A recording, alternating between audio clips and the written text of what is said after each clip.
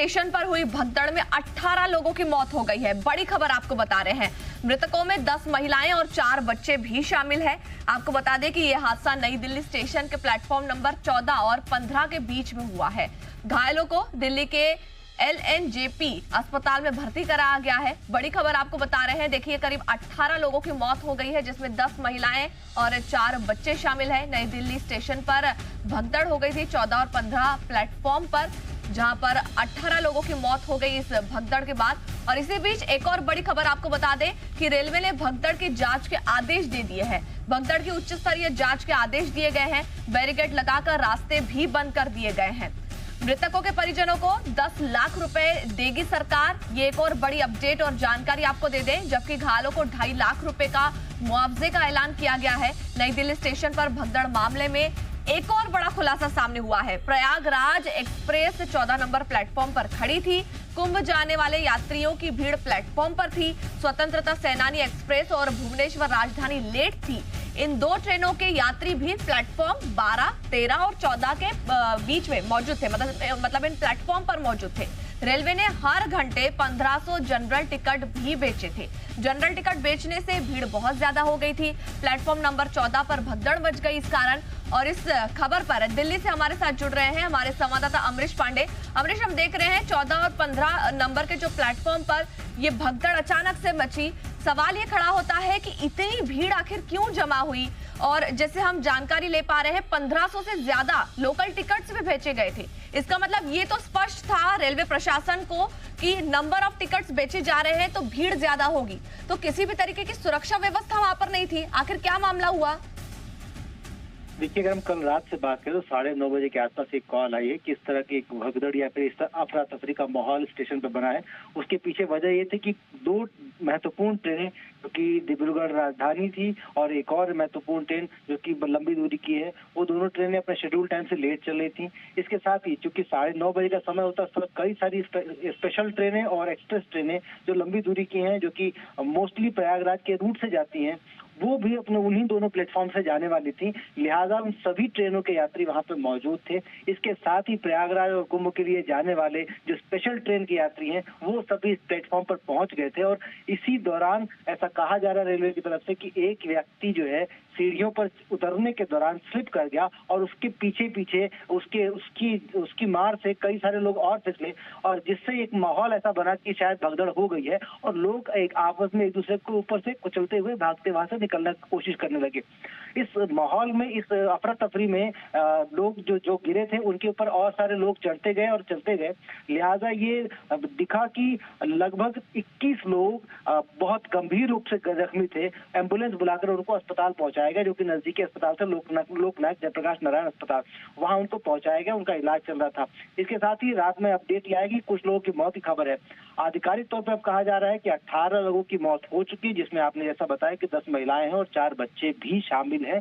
इसके साथ ही बाकी जो गंभीर रूप से घायल है उनका इलाज चल रहा है। रेलवे ने अपनी तरफ से मुआवजे का ऐलान कर दिया है। अब अगर हम घटना की वजह बताएं तो घटना की वजह रेलवे के अनुसार व्यक्ति का फिसलना और उसके बाद एक अफवाह फैलना की भगदड़ हो गई थी, इस वजह से कहा जा रहा है।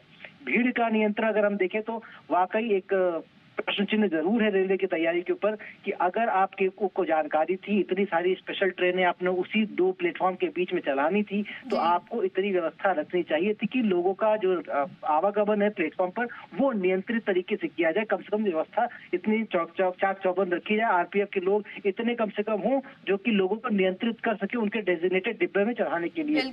अब इसके साथ ही अगर हम बात करें तो कुछ ऐसे यात्री जो कि उन ट्रेनों पर या फिर कुंभ के लिए नहीं जा रहे थे, वो भी अपनी ट्रेन नहीं पकड़ पाए हैं, और उसके पीछे भी वजह यही बताई जा रही कि इतनी भीड़ थी कि वहां पर किसी का जा पाना मुश्किल था। लेकिन अमरीश, हम देखें तो कई रिजर्व रूम की अरेंजमेंट भी की जाती है। क्या वहाँ पे कोई रिजर्व रूम की अरेंजमेंट थी? क्योंकि इतनी बड़ी संख्या में अगर लोग वहाँ पे स्टेशन पे आके खड़े हैं तो ऑब्वियसली बात है कि लोग देख पा रहे थे, वहाँ पे जितने भी प्रशासन के लोग थे उनको दिखाई दे रहा था। उसके बावजूद अगर कोई एक्शन नहीं लिया गया है तो ये सोचने वाली बात है।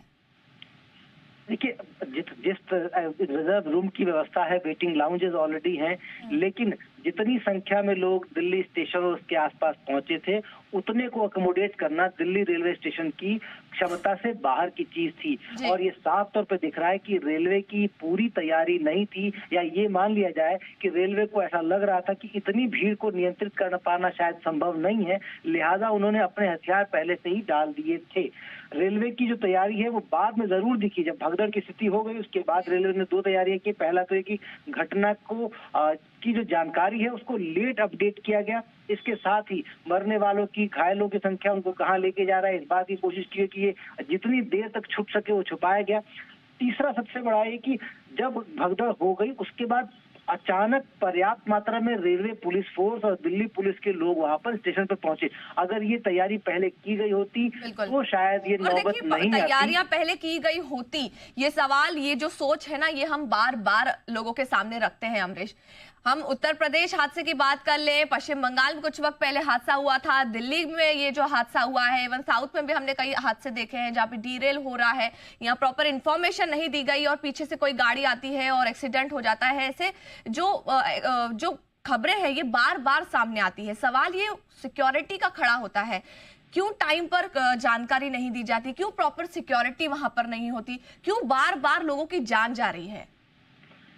देखिए, जिस तरह से रेलवे की बात अगर हम कर रहे हैं तो रेलवे ने अपने तरफ से जो रेगुलेटेड गाड़ियां थी उनकी पूरी जानकारी दे रखी थी, लेकिन ये नहीं तय था कि लोग कितने संख्या में वहां आएंगे, क्योंकि जो स्पेशल ट्रेनें हैं वो अनरिजर्व ट्रेनें थी, उनके लिए सिर्फ चालू टिकट लेके उन ट्रेनों में बैठना और महाकुंभ तक जाना था।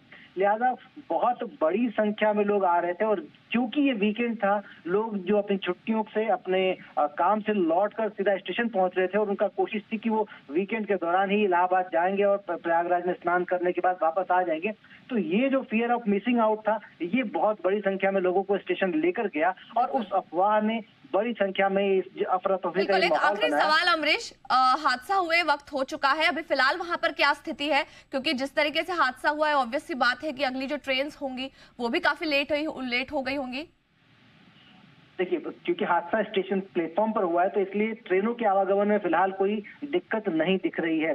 अभी की जो जानकारी है, लगभग 14 घंटे से ज्यादा का समय हो चुका है एक्सीडेंट को हुए, तो इस मिसहैपनिंग के बाद रेलवे ने अपनी जो तैयारियां थी उसको और दुरुस्त किया है। आरपीएफ ने पूरे स्टेशन प्रेमाइसेस को कैटेगराइज कर दिया है, वेटिंग एरिया को अलग से बनाया गया है जो कि रेलवे के प्लेटफॉर्म से बिल्कुल बाहर के हिस्से में है। लोगों को उनके ट्रेन के टाइम के हिसाब से अंदर छोड़ा जा रहा है रेगुलेटेड तरीके से। तो कुल मिलाकर अभी जो तैयारियां रेलवे की हैं या फिर अभी जो स्थिति वहां की है वो बिल्कुल नियंत्रण में है। ट्रेनों का जो आवागमन है वो अपने सुचारू रूप से अपने टाइम टेबल के अनुसार चल रहा है। हाँ, ये जरूर है कि महाकुंभ को विशेष तौर पर ध्यान में रखते हुए रेलवे जितनी भी ट्रेनें थी एडिशनल वो चलाए जा सकने की वो चला रहा है। कल रात में 4 स्पेशल ट्रेनें जो कि एडिशनल थी वो रवाना की गई थी और आज भी कोशिश है कि लगभग 8 स्पेशल एडिशनल ट्रेनें जो है रवाना की जाएंगी। अगर हम प्रयागराज की बात करें तो प्रयागराज से कल लगभग 340 ट्रेनें चलाई गई थी, जिसमें 16 लाख लोगों को उनके गंतव्य तक पहुंचाया गया था।